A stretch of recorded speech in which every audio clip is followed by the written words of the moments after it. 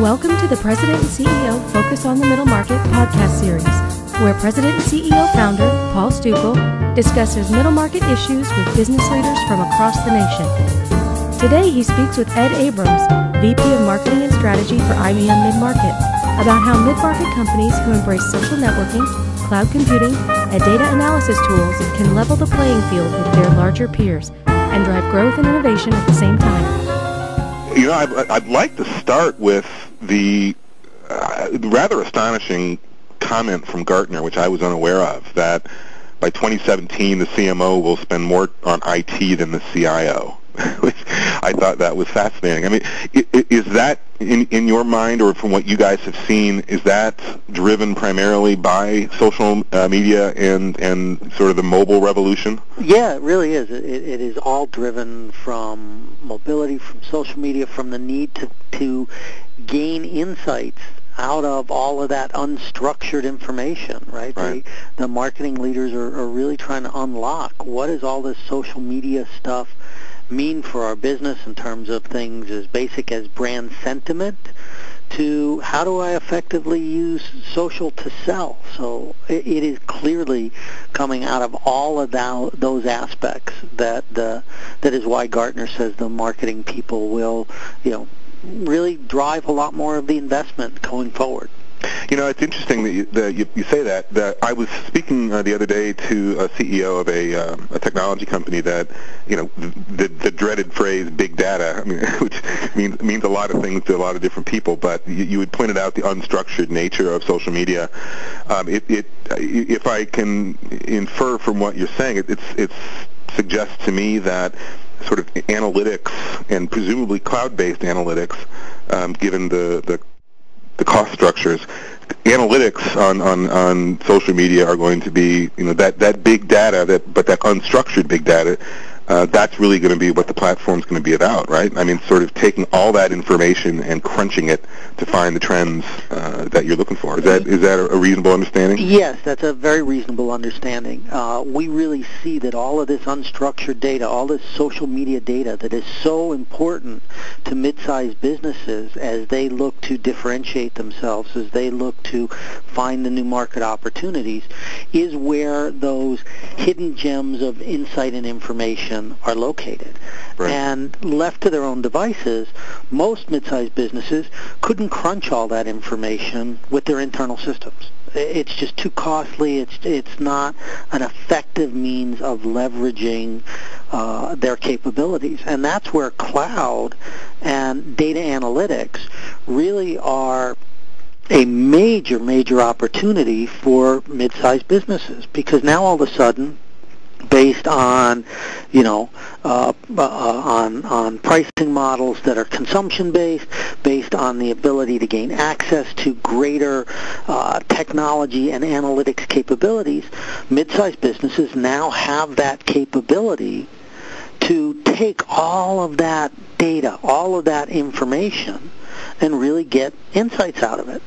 And, they also have the ability to leverage tools that they may not have been able to afford. Because, again, as we talked about, it is all unstructured. It's not simple ones and zeros anymore. Right. And so now they haven't had to invest in those type of analytic tools on their own. They can share that capability based on cloud-based models, based on consumption-based pricing models. And that's where marketing people, business people in these mid-sized businesses see the tremendous value and opportunity of bringing the need to take all of that information together with the capabilities and cost effectiveness that cloud provides.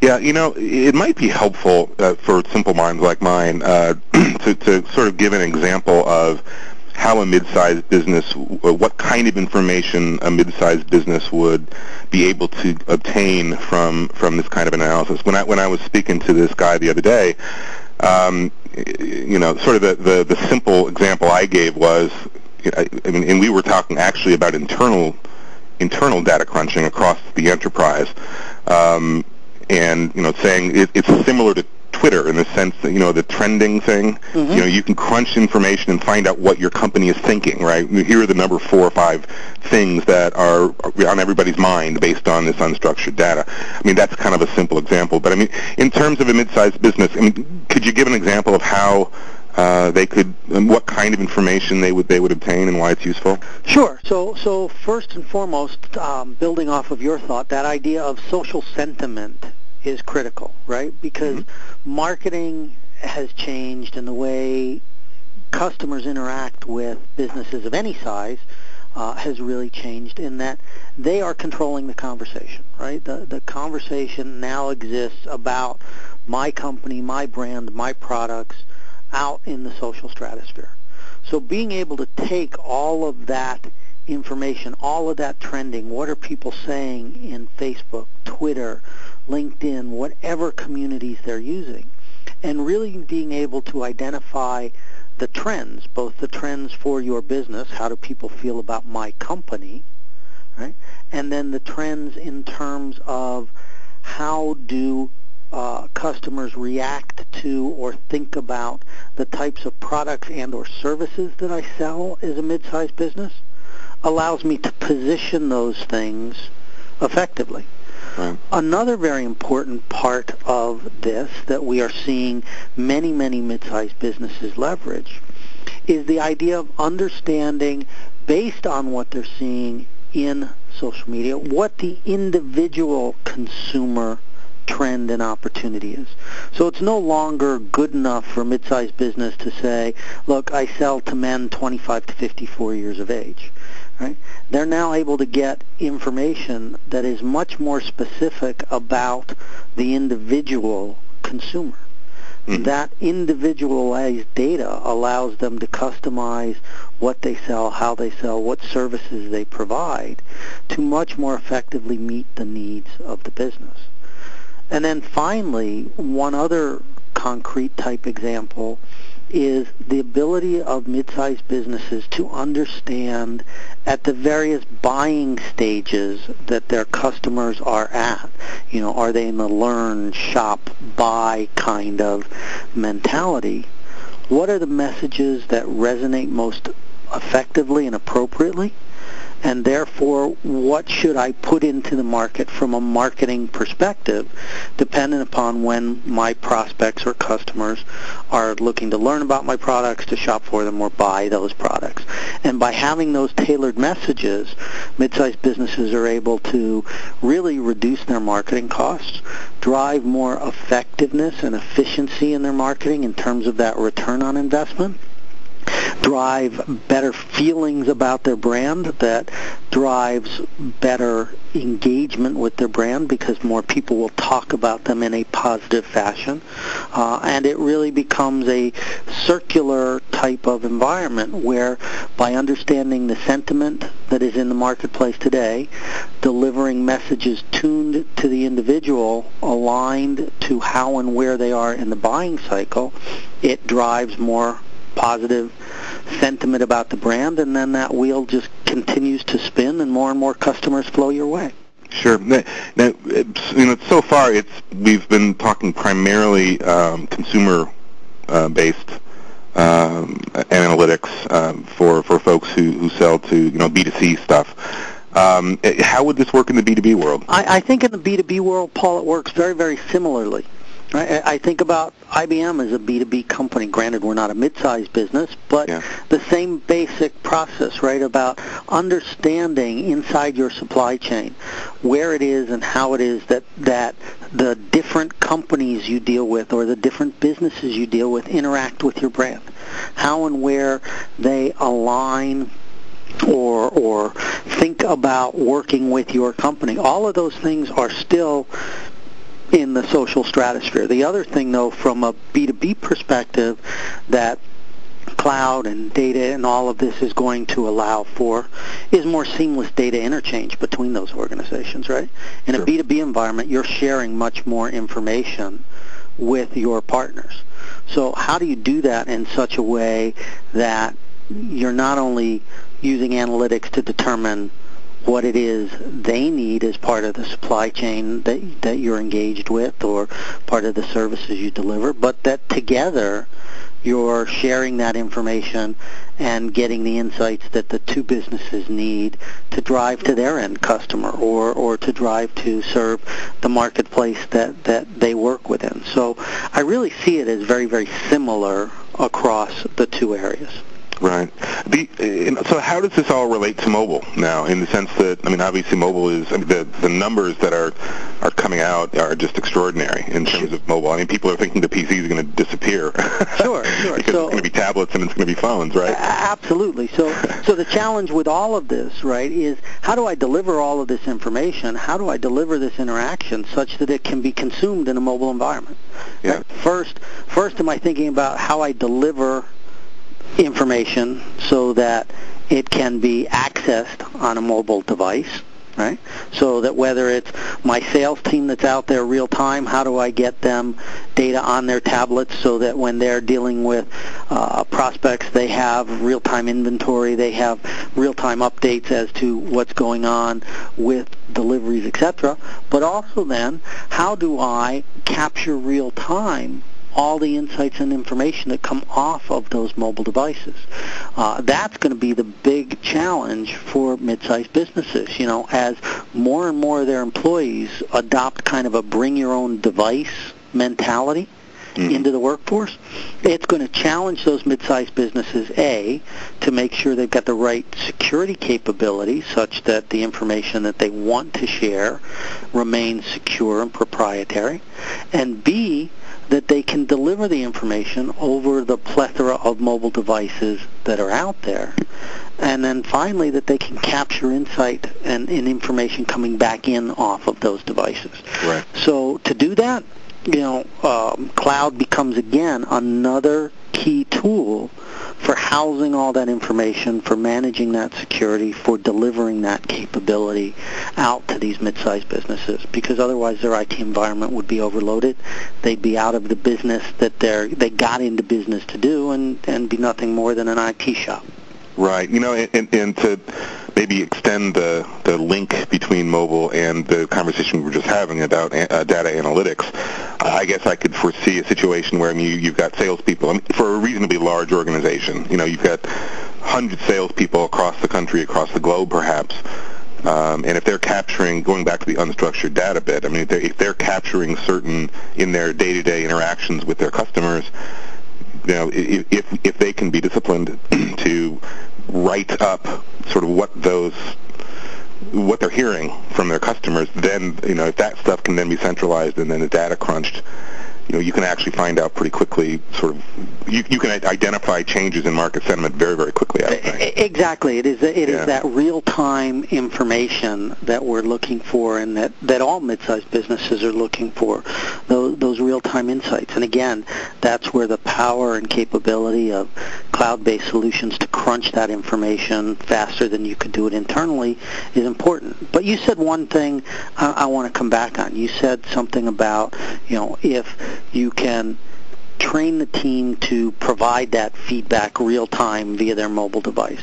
One of the things that a lot of mid-sized businesses forget is you've got to build your mobile apps, you've got to build your mobile interface such that it's easy to do that, right? Mm-hmm. You don't want to make this arduous for your customers who are accessing your brand that way, for your sales teams who are out in front of customers, in front of other businesses, to have an arduous process there. And that's where, you know, again, it's not necessarily a business that we're in, but that's where a lot of mid-sized businesses need to focus as well, making sure that that interface that they're dealing with from a mobile platform perspective is easy, intuitive, and simple, because the more you do that, the better data you'll get out of it. The better data you get out of it, the better insight that you get on the back end. Yeah, understood. You know, and one would think that there are sort of structures in place in the paper world, call reports and things like that. Mm-hmm. Wherein one could design those kind of things for a mobile platform might just make it easier. In fact, and frankly, the nice thing about the mobile platform is you could actually have people speaking it as opposed to writing it. Exactly. I'm thinking about getting into a new business, Ed. There you go. I'm all excited now. Exactly. You like thousands of others can start writing apps. There you go, baby. No, I'm much too clumsy for that. I can barely tie my shoes. Based on what you guys are seeing, I mean, how rapid or how, I'm not sure the right word, what's the acceptance level at the moment of mid-sized business, and sort of what's the trend? I mean, is it accelerating rapidly for adoption of these types of technologies? Yeah, the convergence of cloud and social and mobile is really driving the bulk of the focus for mid-sized businesses, the bulk of the adoption. Just a few quick facts, right? We did a study earlier this year, our Technology Trends Report, in which we talked to over 1,200 mid-sized business technology professionals, and 2/3 of them said that they're going to be increasing their investment in the coming year in cloud, right? You look at IDC, which predicts that cloud spending is going to go over $100 billion by 2016. It is the largest place in which we are seeing mid-sized businesses invest, and there's a few reasons for that, right? Number one, the old fear, uncertainty, and doubt around data security has really been disproven given the variety of different cloud models that are out there, public, private, etc. Right? Number two, there's been enough experience by others that mid-sized businesses can see that there really is cost benefit to them in driving to this. And the third and probably most important driver of heavy investment and adoption in this is the fact that as innovative companies, as the engines of growth, which mid-sized businesses have been and will continue to be, they see that this technology, cloud, and the ability to use consumption-based pricing, the ability to have a managed service provider, a smaller cloud hosting provider, if you would, act as their partner, as their IT leadership team, gives them that opportunity to take a lot of their capital investment, put it into business growth, and use cloud to really fuel it with the IT back end. So those are the reasons we're seeing a lot of the adoption we are. Yeah, that's great.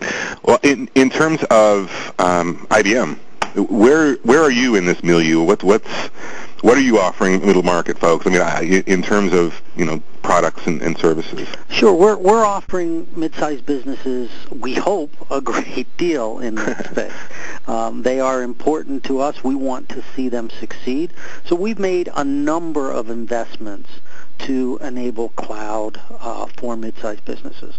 Of course, we have the IBM public cloud offering, IBM Smart Cloud, for those mid-sized businesses who are really looking to take basic processes and put them into a very cost-effective, very secure, very robust public cloud environment.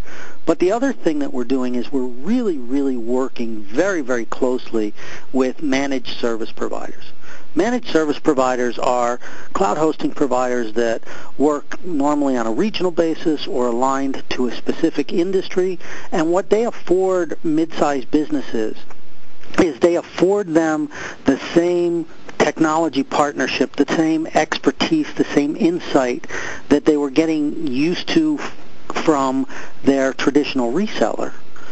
And they allow the mid-sized business to be a big fish in a smaller pond, if you would. Many mid-sized businesses don't necessarily want to go into a public cloud environment because they want to feel more important. They will feel lost in a public cloud environment.